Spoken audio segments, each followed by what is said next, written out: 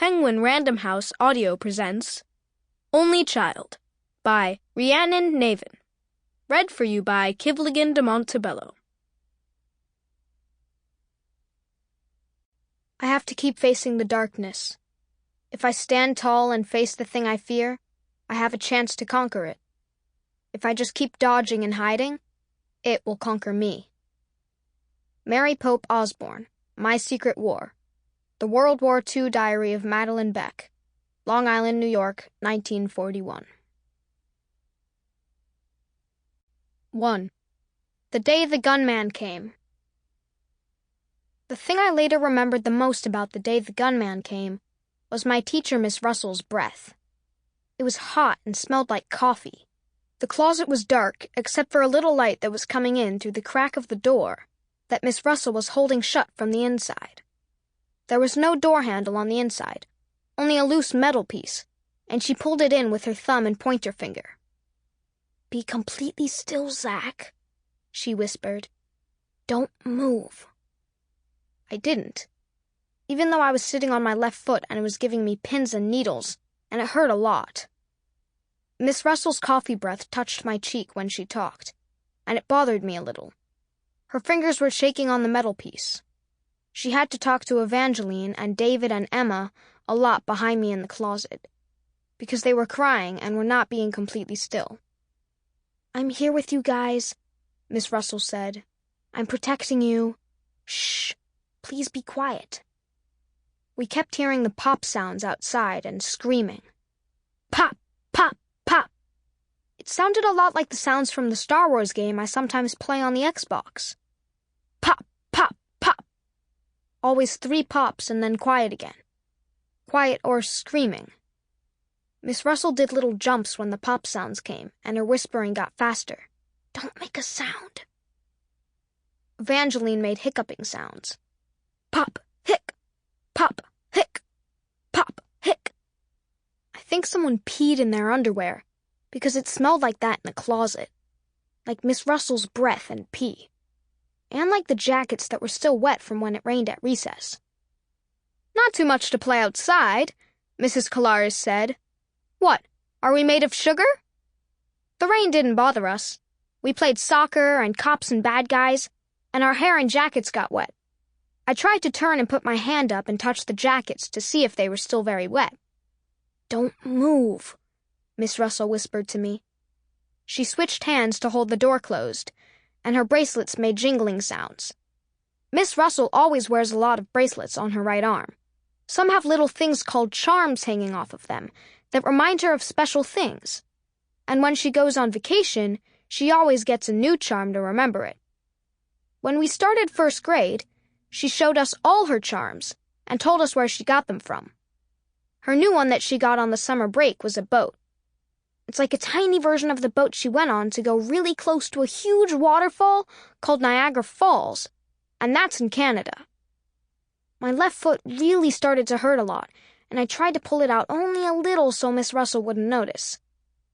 We just came in from recess and put our jackets in the closet, then math books out, when the pop sounds started. At first we didn't hear them loud. They were like all the way down the hallway in the front where Charlie's desk is. When parents come to pick you up before dismissal or at the nurse's office, they always stop at Charlie's desk and write down their name and show their driver's license and get a tag that says visitor on a red string, and they have to wear it around their neck. Charlie is the security guy at McKinley, and he's been here for 30 years. When I was in kindergarten last year, we had a big party in the auditorium to celebrate his 30 years. Even a lot of parents came because he was the security guy already when they were kids and went to McKinley, like Mommy. Charlie said he didn't need a party. "I already know everyone loves me," he said, and laughed his funny laugh. But he got a party anyway, and I thought he looked happy about it. He put up all the artwork we made for him for the party around his desk and took the rest home to hang it up. My picture for him was right in the middle at the front of his desk, because I'm a really good artist. Pop, pop, pop. Quiet pop sounds at first. Miss Russell was right in the middle of telling us about what pages in the math book were for classwork and what pages were for homework. The pop sounds made her stop talking, and she made wrinkles on her forehead.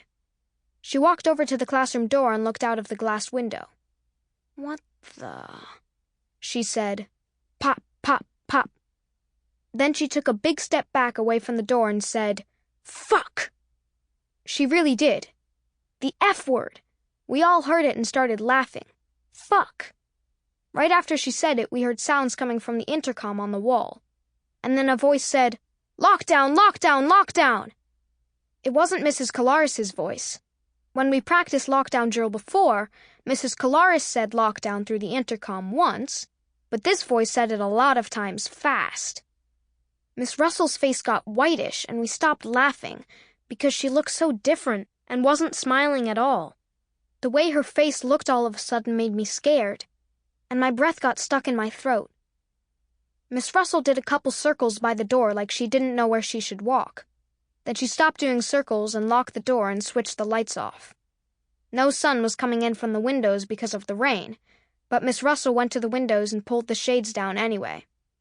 She started talking very fast, and her voice sounded shaky and like squeaky. "Remember what we practiced for the lockdown drill?" she said. I remembered that lockdown meant don't go outside like for the fire alarm, but stay inside and out of sight. Pop, pop, pop! Someone outside in the hallway screamed very loud. My legs started shaking around the knees.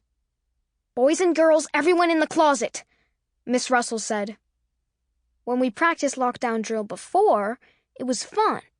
We pretended that we were the bad guys and only sat in the closet for like a minute, until we heard how Charlie opened the classroom door from the outside with his special key that can open all the doors in the school. And we heard him say, "It's me, Charlie," and that was the sign that the drill was over. Now I didn't want to go in the closet because almost everyone else was already in there, and it looked too smushed. But Miss Russell put her hand on my head and pushed me in. "Hurry, guys, hurry," Miss Russell said. Evangeline especially, and David, and some other kids started to cry and said they wanted to go home.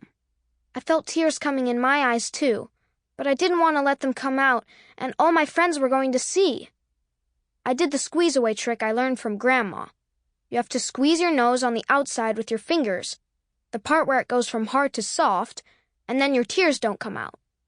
Grandma taught me the squeeze-away trick at the playground one day when I was about to cry because someone pushed me off the swing, and Grandma said, "Don't let them see you cry." Miss Russell got everyone in the closet and pulled the door shut. The whole time we could hear the pop sounds. I tried to count them in my head. Pop, 1, pop, 2, pop, 3. My throat felt very dry and scratchy.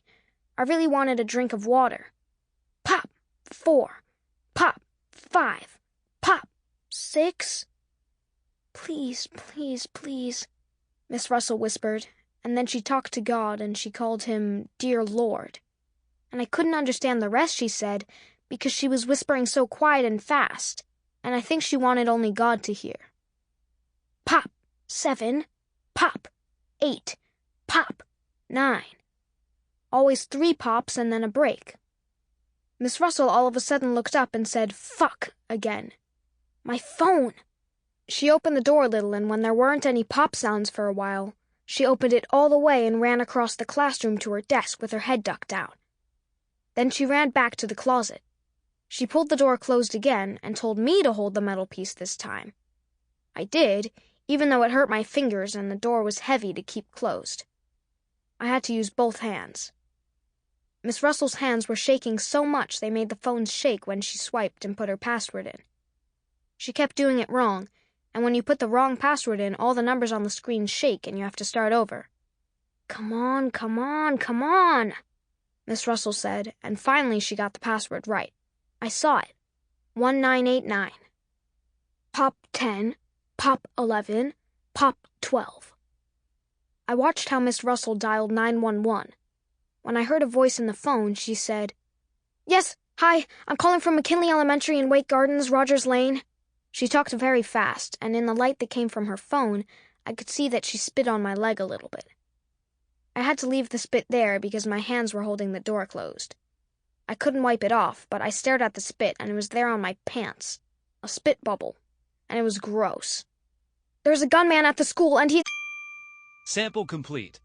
Ready to continue?